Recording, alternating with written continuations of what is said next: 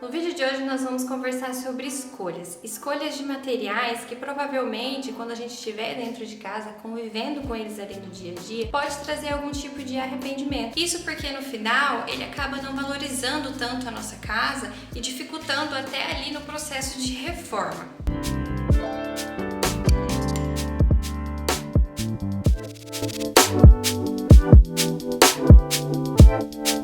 E nesse vídeo nós não vamos estar criticando essas escolhas de acabamento.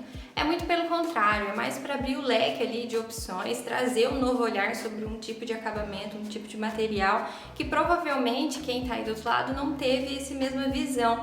Então é muito bom a gente trazer, exemplificar, mostrar os prós e os contras de alguns materiais para auxiliar principalmente quem está naquele processo de reforma. Mas antes da gente começar a falar sobre esse assunto, se você é novo por aqui e está assistindo esse vídeo pela primeira vez, eu peço que você curta e compartilhe, porque isso ajuda muito a gente aqui no canal. Mas sem mais delongas, vamos lá, vamos conversar sobre esses itens. E o primeiro item dessa lista era um modelo que era utilizado muito antigamente, que era em cada ambiente a gente utilizar um piso diferente. E isso é muito ruim porque acaba delimitando ali o ambiente e geralmente um piso não conversava com o outro. Então é sempre muito bom a gente ter um único piso em toda a casa. Ou a gente pode delimitar ali entre setores, se a gente tem um setor privado, utilizar ali um piso mais amadeirado, que traz um aconchego. Se você quer trazer um ar mais clean ali para a parte social, trazer um porcelanato de peça maior, com estilo de marmorado, sempre fica muito bom, mas sempre levando em conta de um piso conversar com o outro. E também em alguns ambientes ali, principalmente na área molhada, ele precisa ter um acabamento diferente dos outros pisos da área social. Por conta de ser de uma área molhada, que tem contato com a água, o acabamento dele precisa ou ser de modo externo, que tem ali mais textura, ou até um piso acetinado, mas sempre levando em consideração entre um piso conversando com o outro. Quando a gente tem essa variedade ali de piso entre setores, é muito bom também levar em conta que eles sejam mais neutros, talvez ali um branco mais neutro, um cinza, um bege, um amadeirado mais clarinho, para que mesmo que a gente tenha essa divisão de pisos, mas que eles se conversem ali no final um com o outro. E ainda nesse assunto de pisos, de paginação de piso, nós temos a soleira. Como eu havia dito, antigamente era muito comum a gente fazer essa demarcação de piso, cada ambiente ali com um piso diferente. E para fazer esse encontro de um piso com o outro, a gente acabava utilizando uma soleira.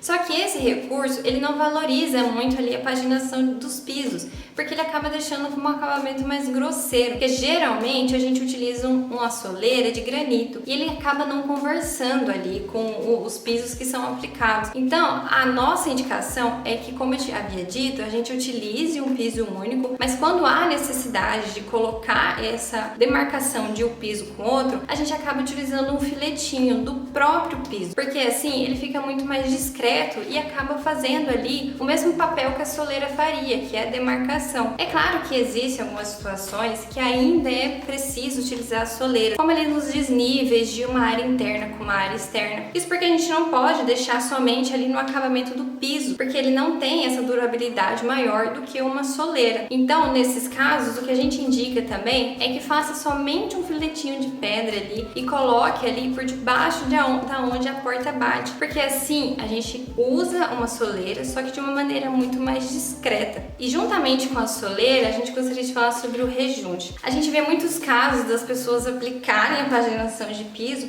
e colocar um rejunte muito mais escuro, porque tem aquilo na cabeça de que vai ser muito mais fácil de limpar, que não vai encardir, que vai ficar muito melhor ali na manutenção do dia a dia. Só que não é isso que acontece. Quando a gente tem um piso claro, um piso bege, um cinzinha e acaba tendo aquele rejunte muito escuro, quando você entra no ambiente, parece que seu olho puxa, você só olha aquele rejunte. Então a nossa indicação é que utilize um rejunte praticamente ali da cor do piso que foi paginado, porque assim fica muito mais discreto, fica um piso muito mais bonito. E dê também preferência a pisos que tenha junta seca, porque ali a utilização de rejunte ela vai ser mínima, então fica muito melhor, fica um ambiente muito mais clean, muito mais agradável de se ver visualmente. E o terceiro item dessa lista é a iluminação natural, ou a falta dela, né, nesses casos.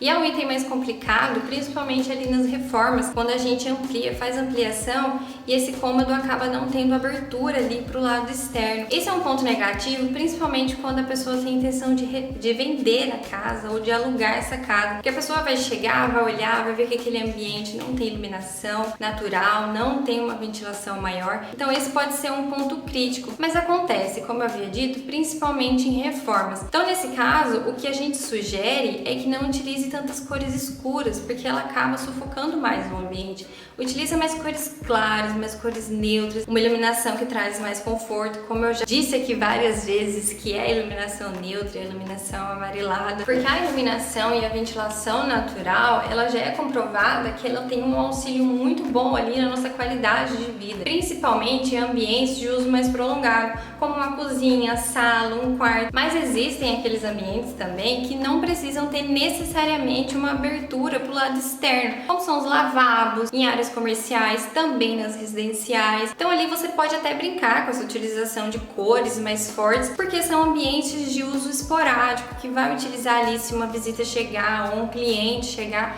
então não tem problema. A nossa maior recomendação são em ambientes de uso prolongado. E o outro item que desvaloriza muito a casa é a falta de privacidade. E eu quis trazer isso porque eu já vivi isso. Eu morava numa casa antigamente que tinha ali um portão de grade que dava de ver tudo o que acontecia lá na frente. Isso porque na fachada frontal a gente tinha um janelão ali e quando a gente abria a porta, quem passava na rua enxergava tudo o que acontecia até no final da casa. Então é muito chato, é muito desconfortável que isso aconteça dentro de uma casa, porque a nossa casa é um ambiente onde a gente se sente mais confortável, que a gente quer ter prazer de estar ali, do nosso jeito, do nosso modo. E se todo mundo que passar na rua tiver essa visão para dentro de casa, é muito ruim. Então o que a gente indica é que se você tem casa na rua que não seja em condomínio fechado, é que utilize esses portões que são mais discretos, que são mais fechados, talvez ali com uma grade somente nos pés. A gente tem um projeto aqui que a gente fez no escritório, que um dos pedidos da cliente era realmente esse, todo mundo que passasse na rua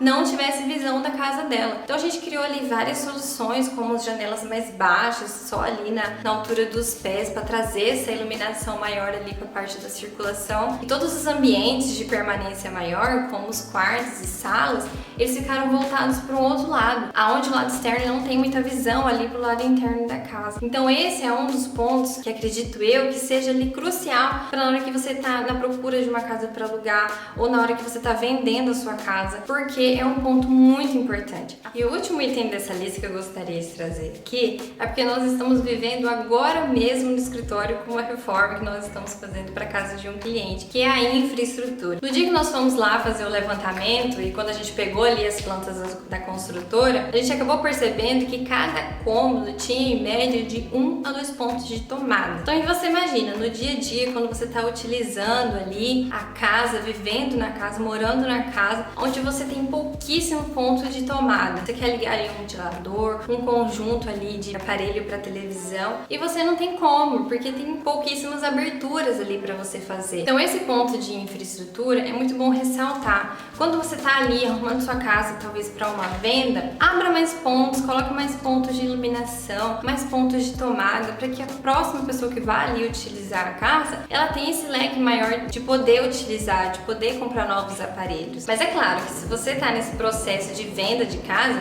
você não precisa adaptar sua casa inteira para o próximo morador, mas deixa ali um conjuntinho pronto ali para quem quiser colocar parte de televisão, um ponto a mais de ar-condicionado, um ponto de 220, 110, para que a pessoa possa ter ali a opção de escolher um eletrodoméstico diferente, um eletrodoméstico que tenha uma voltagem diferente, uma tomada pelo menos que tenha a abertura ali de 20 amperes, que é aquelas aberturas maiores, para se caso a pessoa quiser ligar ali um secador e tem essa opção, porque é muito mais fácil, muito mais tranquilo quando a gente já chega numa casa e tem esses pontos abertos, principalmente no forro também.